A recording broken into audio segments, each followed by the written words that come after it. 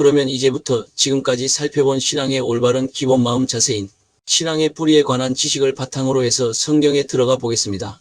물론 아직도 신앙의 올바른 기본 마음 자세에 관한 기초적인 건 많이 남아있지만 나머지 필요한 지식은 성경 내용을 살펴보면서 그때 필요할 때마다 삽입하여 살펴보기로 하고, 먼저 성경을 읽기 위해서 성경책을 탁 펼치면 구약의 창세기 1장 1절 태초에 하나님이 천지를 창조하시니라라는 말씀을 접하게 되는데, 이때 하나님은 창조주 하나님을 말합니다.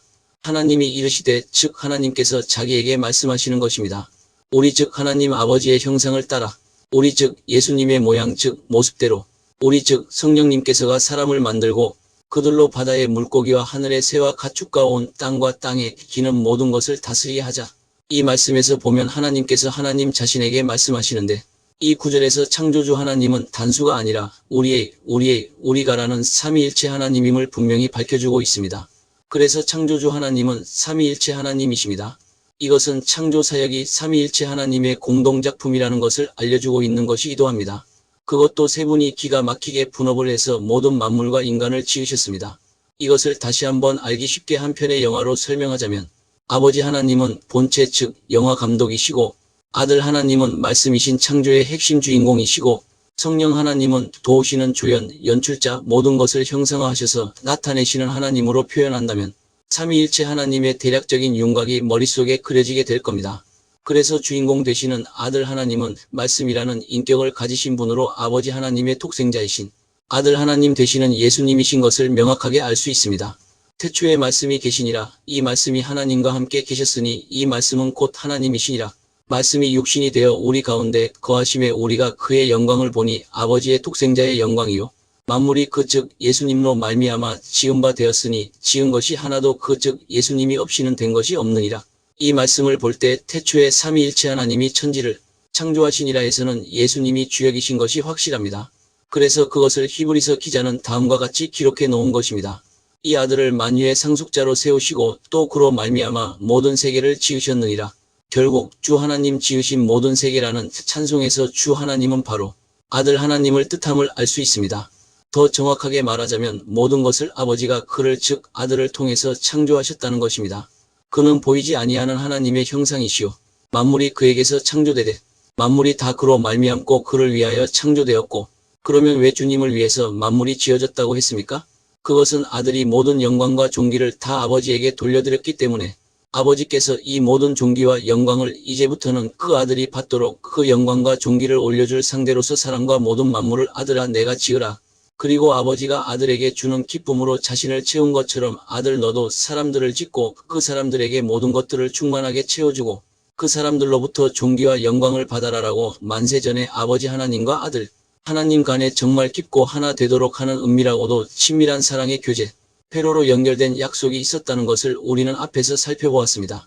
그래서 주님께서는 내 이름으로 아버지께 기도하라 라고 말씀하셨던 것도 예수님의 이름으로 기도하게 되면 모든 걸 아들은 아버지께 다시 돌려드리기 때문에 나의 기도와 나의 찬송과 나의 예배는 모두 예수님의 이름으로 예수님 앞에 올려드리기만 하면 되는 것입니다. 그러면 주님은 그 모든 것들을 완전하게 다시 아버지께 올려드리십니다. 그렇기 때문에 나는 예수님의 사랑의 상대인 것입니다. 물론 삼위일체 하나님의 사랑의 상대로서 나를 지으셨지만 구체적으로 말하자면 나는 나의 구주 예수 그리스도의 사랑의 상대가 되는 것입니다. 왜냐하면 나라는 존재는 예수님이 지으셨고 아들 하나님이신 예수님을 위해서 지어졌기 때문입니다. 그래서 예수 그리스도는 나의 사랑의 상대로서 신랑이시고 나는 신부가 되는 것입니다.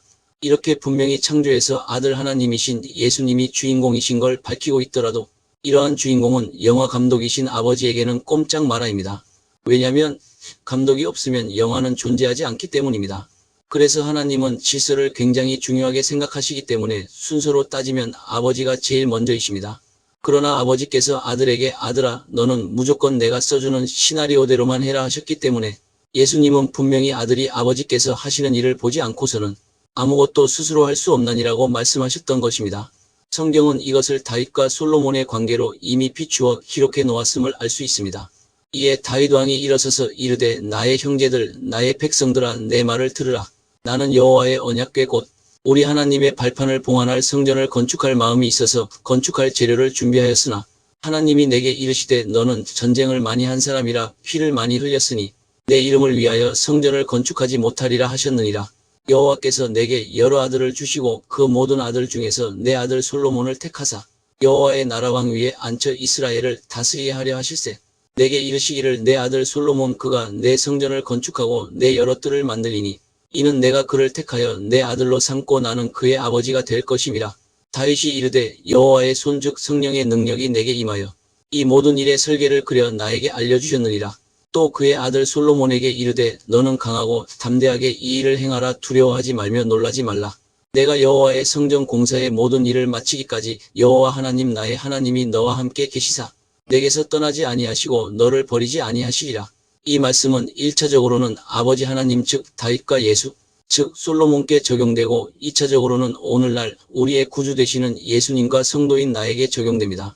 2차적인 부분은 뒤에 나올 때 살펴보기로 하고 우선 1차적인 부분만 보면 다윗은 평생 하나님의 성전을 건축하기 위해서 건축할 재료를 완벽하게 준비를 다 해놓은 걸 알 수가 있습니다.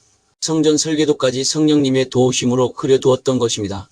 그러나 하나님께서는 그가 전쟁에서 피를 많이 흘렸기 때문에 성전을 건축할 수가 없고 다윗의 아들 솔로몬이 성전을 건축하게 할 것을 말씀하심으로써 다윗은 그 말씀에 순종해 솔로몬에게 성전을 지을 것을 지시하는 내용입니다. 그것이 너는 내가 준비한 이 모든 시나리오와 설계대로만 하면 된다라는 것을 알려주는 줄거리입니다. 여기서 의문이 생기는 것은 전쟁에서 피를 많이 흘리면 성전을 지으면 안 되는가입니다. 이 말은 그런 뜻이 아니라 다윗의 사명은 성전을 짓는 것이 아니라 전쟁에서 정복하고 왕국의 기틀을 마련하고 모든 걸 준비하는 것까지가 다윗의 사명이라는 말입니다. 이것을 모세와 여호수아의 예를 들어보더라도 알 수 있습니다. 모세는 이스라엘 백성을 애굽에서 인도해내어 광야를 거쳐 모든 율법과 성막을 지을 도구를 준비해 가나안 입성 전까지 인도하는 것이 그의 임무였고 가나안에 들어가 정복전쟁으로 모든 걸 마무리한 다음 정착시키는 것은 여호수아의 몫이었습니다. 이것은 오늘날 우리에게도 똑같이 적용될 수 있습니다. 즉 우리의 구주 되시는 예수님과 성도인 나에게 적용해보면 예수 그리스도께서 십자가에서 거룩하신 피, 곧 보혈을 흘리셔야 하기 때문에 성전을 짓는 일은 성도인 우리에게 일임된 것입니다. 다시 말해서 한 사람이 하나님의 모든 사역을 다 감당할 수는 없습니다. 각자 자기에게 맡겨진 사명의 부분이 있듯이 예수 그리스도께 하셔야 할 일의 범위를 지금 하나님 아버지께서 말씀하신 것입니다. 즉 예수 그리스도는 십자가에서 물과 피를 다 쏟으시고 성전 건축은 이러한 십자가 전쟁을 감당할 수 없는 다윗의 아들인 평화의 왕, 즉 예수 그리스도의 성도되는 우리들이 할 일이라는 것입니다. 이것은 1차적으로 볼 때 마치 기획과 설계는 아버지 하나님이 하시고 모든 창조, 즉 건축의 완성은 아들 하나님이신 예수 그리스도께서 하셔야 하는 것과도 같은 것입니다. 여기서 2차적으로 신약적인 성전 건축인 교회, 신앙 공동체 건설은 성격상 평화의 사람에 의해 이루어지게 하려는 하나님의 뜻이 엿보입니다. 왜냐하면 예수 그리스도께서 신약적인 성전 건축인 교회 신앙 공동체 건설을 위해 피를 흘려주지 않으시면 안 되기 때문입니다. 성전은 모든 자에게 하나님의 평강을 베풀어주는 거룩한 장소입니다. 따라서 성전이 내포하고 있는 속성과 그 성격상 성전, 건축의 적임자는 다윗보다는 전쟁을 전혀 알지 못한 솔로몬이 되는 것이 화평과 화목의 원리상 맞습니다.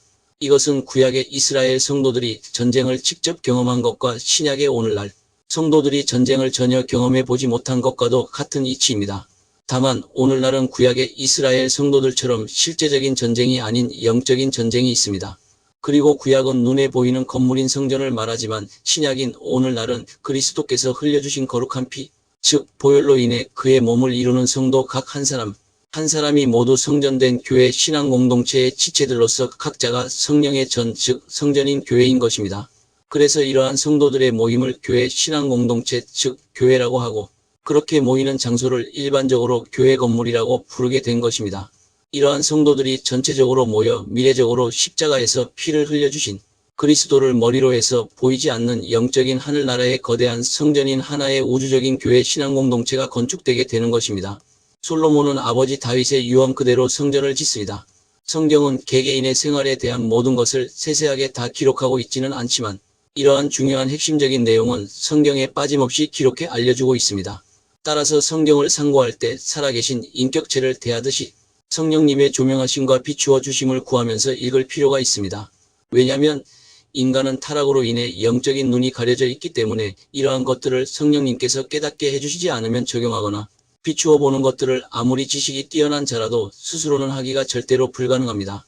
이렇게 해서 아들 하나님은 아버지 하나님의 말씀대로, 즉 시나리오 그대로 말씀으로 온 우주 만물 즉 천지창조를 행하셨습니다. 그렇다고 아들 하나님은 아버지 하나님보다 열등하신 걸까요? 절대로 그렇지 않습니다. 아들 하나님 역시 전능하신 만군의 하나님이십니다. 온 우주 만물을 말씀으로 창조하신 만왕의 왕이시오 만주의 주이신 하나님 본체이십니다. 다만 아들 하나님은 질서의 차원에서 아버지 하나님의 모든 지시에 순종하시는 것입니다. 그런데 이러한 아버지의 모든 기획과 계획과 시나리오를 육신을 입고 이 땅에 오신 아들 하나님에게 전달하시는 분이 계시는데 그분이 바로 도우시는 조연 하나님, 연출 하나님이신 성령 하나님이십니다. 그래서 아들 하나님의 말씀이 떨어지면 그것을 그대로 이루시기 위해서 이 성령 하나님께서 수면 위에 운행 즉 대기하고 계시는 것입니다. 아들 하나님의 말씀이 떨어지면 그것을 눈에 보이게 형상화하시는 분이 성령 하나님이십니다. 그러면 왜 대기하고 계시가요? 그것은 아직 말씀이 내려오지 않았기 때문에 활동을 하지 않으시는 것입니다. 즉 성령님께서 역사하지 않으시면 그 말씀은 형체로 나타나지 않습니다. 그래서 말씀만 가지고는 안 되고 그 말씀에 성령님의 역사하심이 있어야 생명의 활동을 시작합니다. 왜냐하면 말씀에 성령님의 역사와 능력이 가미되어야 보이지 않는 것이 보이는 형체로 나타나기 때문입니다. 물론 말로 영의 통로를 열어야 그때 성령님께서 일을 시작하시기 때문에 나의 기도와 조정 및 순종도 절실히 필요합니다. 한마디로 성령님께서 일하지 않으시면 아무것도 일어나지 않는다는 것은 형체화가 일어나지 않는다는 것을 말합니다. 다시 말해서 섬기는 영인 천사가 일을 하지 않는다는 것입니다. 따라서 성령님은 오늘을 살아가는 나에게 너무나도 중요하신 분이십니다. 또한 성령님께서는 하늘에는 새가 있으라 물속에는 물고기가 있으라라고 이렇게 아들 하나님으로부터 말씀이 내려오면 성령님께서 운동력, 즉 생명의 에너지로 능력으로 새는 요렇게 저렇게 물고기는 이렇게 저렇게 하면서 육신이 되도록 형체화를 확이루십니다. 한마디로 살아계신 인격체이신 하나님의 말씀이 내려오실 때 성령님께서는 움직이시고 이렇게 성령님이 움직이시고 역사하시면 즉 일하시면 이 운동 에너지가 보이지 않는 것을 보이는 육신의 걸로 확 바뀌게 되는 것입니다. 이것이 창조입니다. 물론 나의 필요와 공급 차원에서는 속으로만 생각해도 하나님이 하시면 그것을 이루어 주시기도 하십니다. 마치 엘리야에게 사렙다 과부를 통해서 그 필요를 공급하게 하시고 예수님의 사역을 위해서 많은 여인이 함께 다니면서 예수님의 필요를 공급하였듯이 말입니다. 그러나 보편적으로는 믿음을 가지고 말씀을 붙들고 말씀을 입 밖으로 낼 때 성령님께서 일하기 시작하십니다. 그러면 나는 말씀만 입 밖으로 내고 가만히 있기만 하면 될까요? 아닙니다. 그렇게 성령님께서 일하시는 모습 즉 행하심이 보이면 그 행하심에 내 모든 생활에서 동참해야 합니다. 이 말은 나 역시도 내가 할 수 있는 건 최선을 다한 다음 기다려야 한다는 것입니다. 창조의 시작 순서를 보면 창세기 1장 1절은 태초의 은하계와 지구를 포함한 천지 창조를 말씀하신 것을 보여주고 창세기 1장 2절은 이 땅 지구에서 창조가 시작되기 이전, 즉 살아계신 인격체이신 하나님의 말씀이 이 지구 땅에 내려오시기 전의 상태를 가리켜 보여줍니다. 그리고 드디어 창세기 1장 3절부터 하늘에서 말씀이 내려오면서 이 지구 세상의 창조가 시작됩니다. 앞으로도 계속 살펴보겠지만 여기서도 보면 하나님은 질서의 하나님이시기에 순서를 굉장히 중요하게 생각하시는 분이심을 알 수 있습니다. 여기서 알아야 하는 것은 창세기 1장 2절을 보면 흙 즉 땅과 물 즉 수면은 이미 준비되어 있는 걸 볼 수 있습니다. 이건 아주 중요합니다. 즉 원자재가 이미 준비되어 있었다는 말이 됩니다. 이것을 오늘날 개인적으로 나에게 적용해 보면 난 하나님의 생명으로 새롭게 창조되기 전즉 이것을 우리는 예수를 믿기 전이라고 말할 수가 있습니다. 이미 내 몸은 이 땅에 태어나서 나의 몸, 즉 땅, 흙과 몸속에 수분인 물, 즉 피를 가지고 있는 상태. 다시 말해서 원자재가 이미 준비되어 있는 상태였다라는 말이기도 합니다. 그리고 이렇게 가지고 있는 상태에서 하나님께서 정하신 때가 되면 하나님의 생명으로 창조가 새롭게 시작된다는 것입니다. 즉 이 말은 내 몸이 이 땅에 존재해야 새로운 하나님의 생명, 창조인 구원은 시작될 수 있다는 것을 말해주는 것이기도 합니다. 그러므로 유아 세례는 본래 성경에 없는 신학의 전통에서 기인한 비성경적인 세례가 분명합니다. 하나님께 선택받은 사람들은 누구나 할 것 없이 이 땅에 태어나 살아가면서 그 시기가 언제일지는 모르겠지만 하나님께서 정해놓은 때가 되면 그때에 맞게 성령님의 조명으로 깨닫고 예수님을 구세주와 주님으로 믿고 영접하면 구원을 받게 됩니다. 유아 세례를 받았다고 모태신앙이라고 구원을 받았다고 생각하는 건 정말 잘못된 신앙사고이며 비성경적입니다. 그리고 유아 세례를 교단마다 다르게 받아들입니다. 장로교단 측에서는 거의 유아 세례를 인정합니다. 그러나 유아 세례를 인정하지 않는 교단도 적지 않습니다. 난 장로교단 출신이지만 유아 세례는 부정하는 쪽입니다.